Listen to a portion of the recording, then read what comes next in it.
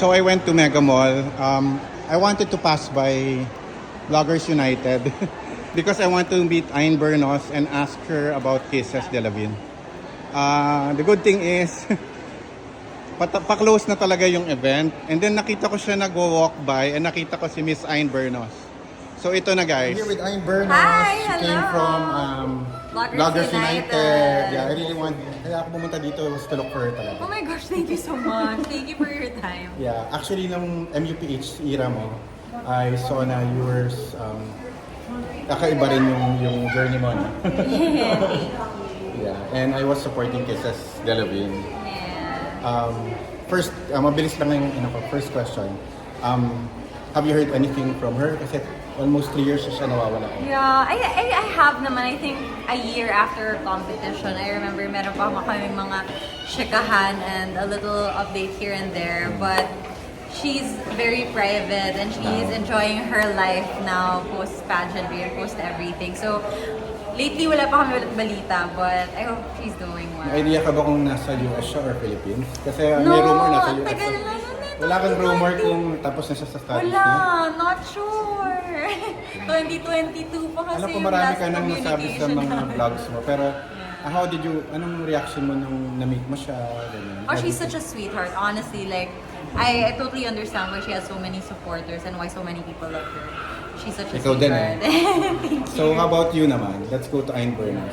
What are you doing now and what's your next events? Tapos ano pa yung mga pinagkakaabalan mo? Basically na rin yan. Right now I'm a full-time content creator. I also host. So it's a lot of this industry. We just came from a bazaar today at Vloggers United. I also released a children's book recently, so that's what I've been up to. I just do my I saw own that. thing outside of pageantry. Pero YouTube ka pa rin? Hindi na masyado. TikTok, mostly TikTok. So you moved na rin from YouTube.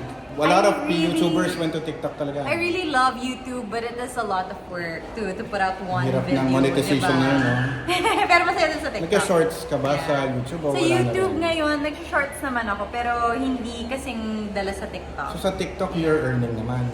Is it from the store or from other From ways? more partnerships than views.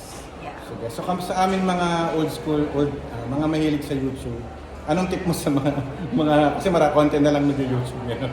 Migrate. I mean, hindi naman migrate, but more cross-post if you can. So As yung other- mga long-form videos, you can chop it up into smaller, shorter form videos. Pwede nyo repurpose sa Facebook because Facebook you can monetize it. Yeah.